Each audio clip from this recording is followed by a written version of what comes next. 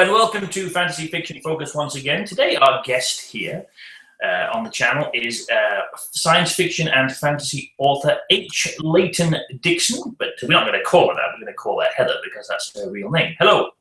Hello, how are you? Well, I'm good, thank you. Now, I asked you this before we started, but why are you not called Heather Dickson? Why do you like to call yourself H Leighton Dickson? There is an already established fantasy author called Heather Dickson, but she spells her, well, the last name is with an X, so I didn't want any confusion. And also there is a little bit of gender bias in sci-fi fantasy, so H Leighton, Leighton is my middle name. Leighton's a little bit more gender neutral, so I thought that might be a clever way to kind of get in there and get some male readers, which I don't have a problem with anyway. Most of my readers are guys anyway, so yeah, so that's the twofold reason why I use my middle name. Well, that's, yeah, the gender thing is interesting. I don't think it's a surefire way to do anything. We have J.K. Rowling, of course, who doesn't use her real full name. Now, so you are right now. You're in Thunder Bay, I think. Yes, I'm in Thunder Bay, Ontario, Canada. Okay. Which is, where is Thunder Bay for those people who don't know? It is on the north shore of Lake Superior. So we are pretty remote, pretty north, pretty remote. And is there a lot of thunder there? Is that why they call it Thunder Bay? Absolutely. The thunderstorms in the summer are incredible. Just incredible. Well, that's something, I've learned something today. So now tell us, of course, you are an author, of course. Now, so I want to know, and so does everybody else. What about these? What do you write science fiction, fantasy? How long have you been doing that? Well, I think if you're an author or if you're a writer, you start when you're a little kid anyway, right? You start writing stories when you're a little kid. You write stories about hamsters and cats and things like that. I'm also an artist, so I would often pencil my own stories. When I was 18 years old, I got a contract with DC Comics, and I actually illustrated for DC Comics for a while, put myself through university doing that. And while I was doing that, I had an idea for a series of graphic novels called To Journey in the Year of the Tiger. And I would do pencils and I would do story sketches and all that. And it just kept getting bigger and bigger in my mind. So I decided to put the pencils aside for a while and just concentrate on the story. And that's where my stories were born, is basically as graphic novels.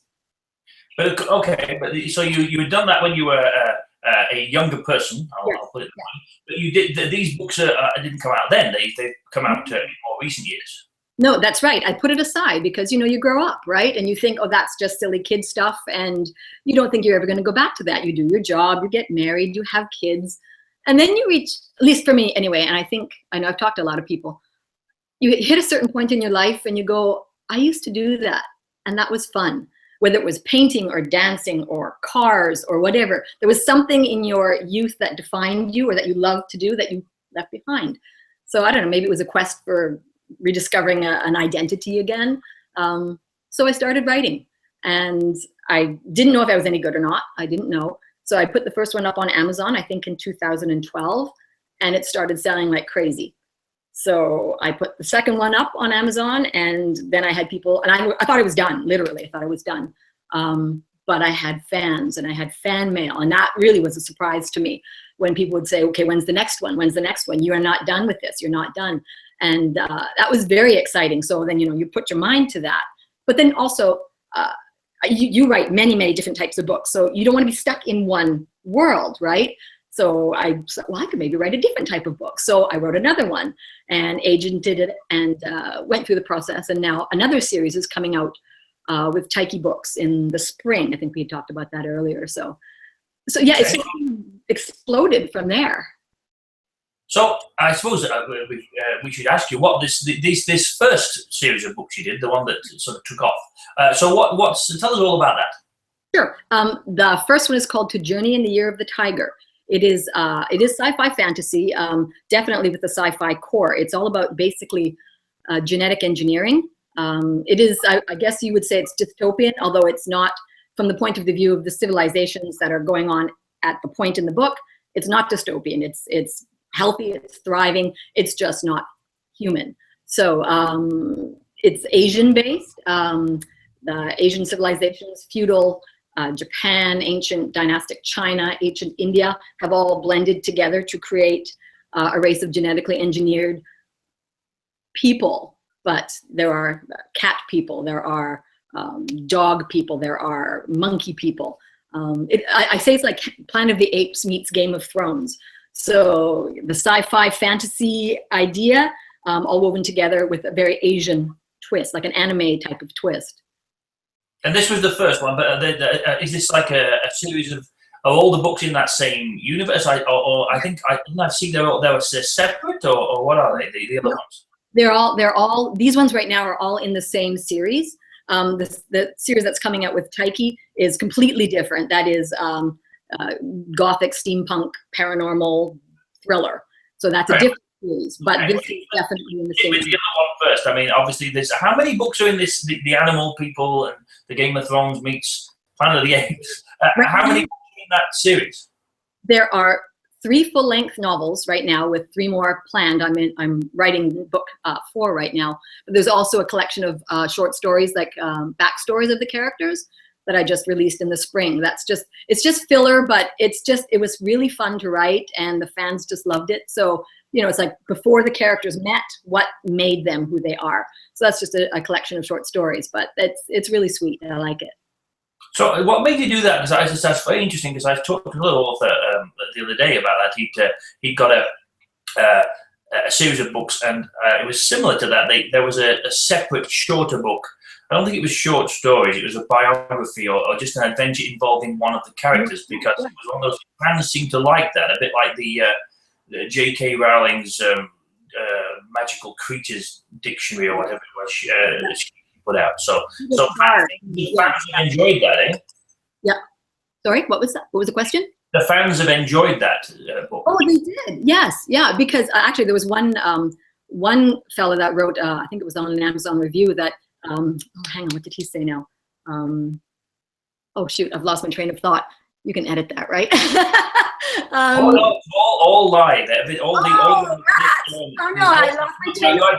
Not like writing a book. Not like writing a book. Yeah. No, I think those things are important. I think I'm toying with the idea of doing something like that too, as a sort of prequels or the history of the world. I mean, it's like, I suppose, Lord of the Rings. People are interested in all these things that are mentioned by the characters and the prehistory and everything, and fans seem to like that, because it helps you to sell the series as well, I would imagine. It does, and it's a great little giveaway too. If people are interested but they're not sure, well, here's a little book. Read it, see if you like my style, see if you like the way I write, see if you enjoy the characters, because they really are captivating. So, yeah, people have really enjoyed that. And again, for me, when you're plotting a big fantasy series, that's a lot of brain space, right? So it's nice to kind of step out of it. It's like going to garden in a different part of your backyard. Do a little thing over there, come back refreshed, and go again. I also found too, which was actually really cool for me, was that I was able to, it must have all been in there in my brain ahead of time, but I don't know that for a fact. But things came together in that little collection of short stories that surprised me, but made sense. And like I said, that's the motivation for that character. That's why that character did that. And it all came together in that little collection of short stories. And I didn't consciously know that. I didn't plan that, but it just sort of came out. So it was a really great exercise for me as a writer. I think some things do. I think I've learned over the years to do an outline for a story and not stress too much. It has to be reasonably good, but if it's thin in places, I've learned not to worry about that, because it's going to come to you quite quickly, actually, once you start writing, I find. But there's one thing you mentioned there, I was just curious, because you're creating this world, the entire universe. Now, you mentioned it was inspired when you were younger and everything. One of these questions we all get asked is, how long does it take you to write a book? I'm not going to ask you that particularly, but how long did it take you to come? Did you create this entire world, obviously for all the books? Well, so they're all in the same universe. Did you create all that before you started the first book? Did you know exactly everything about the world? It's everything. No. I wish I could say I did, but no. I had an idea of where like this particular Asian culture began. As for the rest of the planet, I didn't know. It's probably similar to George R.R. Martin, right? He started off in Westeros. He didn't really know about all the other places, but you have an idea, and as you're writing, and as you're bringing in different parts of the world, it makes sense. They have to hang together. There has to be a reason for that particular part of the world to be like that, and why. And spoiler, I suppose, but it is future Earth, right? So what's happened in North America, what's happened in Australia, what's happened, because we don't deal with that for the first few books, right? But as I'm writing and continuing the series right now, there's characters that are in Australia, there's characters that will be going to South America. What's happened to all of these? And it has to hang together. So so to answer your question, no, I didn't have it all planned out, but the actual particular area of geography where the main characters were, yes, I kind of knew exactly what the handle would be for that. Yeah, I think you'd probably have to before you made it, at least have an idea before you start. You can't just start and be inspired and hope it all comes to you. Now, you mentioned Asian culture, not just Asian as in China, Japan, Korea, but it's sort of India as well. Now, why do you have a background in that? Have you traveled in that area? I have traveled, but I've traveled to the West, like Europe. I've never been to the East, and that's always intrigued me. I love, I guess, also being visual, right? I love the clothing. I love the architecture. I love the swords. I love, I love anime. I love manga. I used to watch Star Blazers when I was a kid, So just that whole Asian influence has always been, for me, very rich, but very untapped in terms of literature. Whenever you have like a fantasy series, it's very Western based. This is not, completely not. So I thought that was refreshing and different. So, and I just loved it. Now, you also mentioned, well, I know this from looking at your website, you are a zoologist, or what part of your background is in that. So I'm assuming that because of the animal element, is that a big factor in influencing you in this series? Absolutely. I obviously, as a zoologist, I love animals. I worked in the Edinburgh Zoo in Scotland for a while, where I was chased by lions and wrestled baby tigers and wonderful things like that. And so that really definitely helped with the writing, because with genetic engineering, which is sort of a real core thread that runs through the series, you have to know what you're engineering for. You have to know what the gene splicing is going to be doing. So like a lion is a lion, a tiger is a tiger, but how would you, what would be the good properties to mix in with human DNA? So you kind of have to know your animals. Is this going to work? Is that not going to work? Is that going to be awkward? Is that, so I did need to use it, and I found it very rich to have that science background.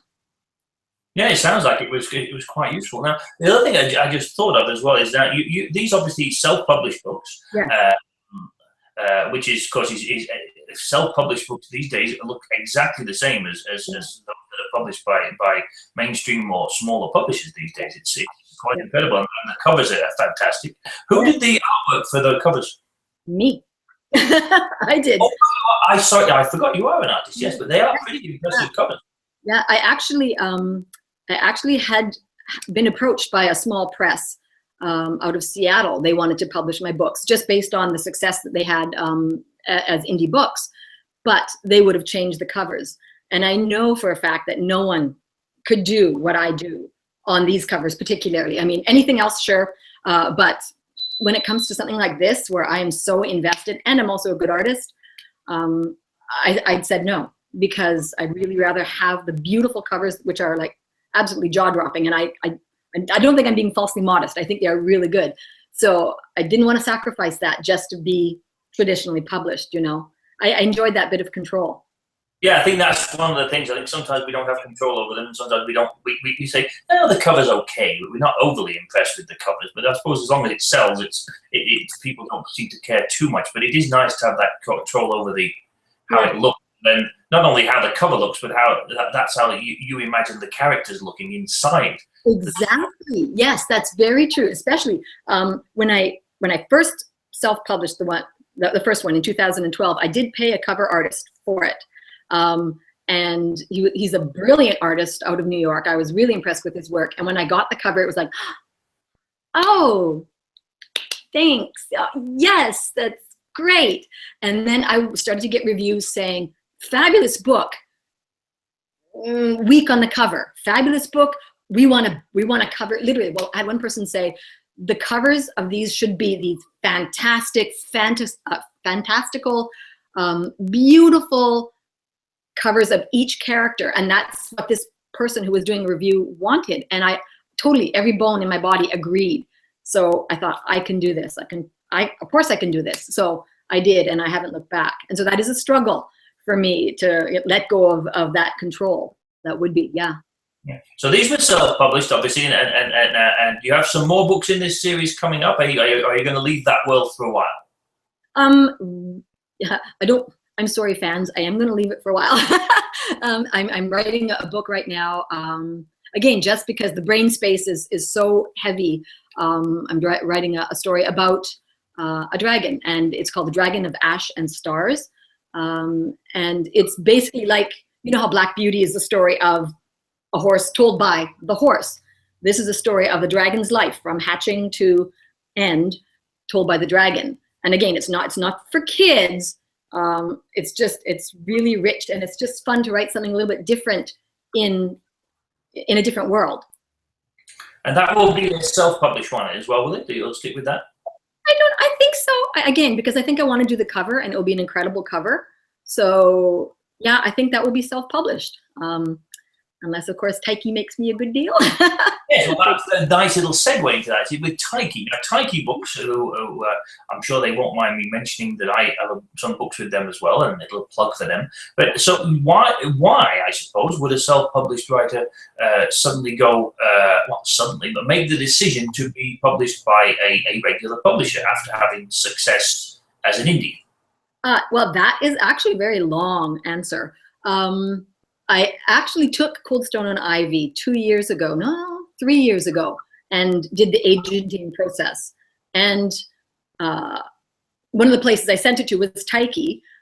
They immediately said, yes, we want to publish it. But I'd had interest from American agents. So I said, fabulous. But protocol says I have to talk to, I have to send out the letter or the message to the agents that I've been approached, I've had an offer, what you guys think. I did end up signing with a major US agent out of New York, out of the Donald Moss Literary Agency. I don't want to name a name though. So I signed with her, and for 2.5 years, we did nothing. She did nothing with the book. So after 2.5 years, of course, me being indie going, you rotten person, you, I fired her and felt really sad, and went back to Taiki and said, would you? And they said, absolutely. And I could have self-published it, but part of me wanted the validation, I think after being kind of left to dangle for 2.5 years, I really wanted the industry's validation.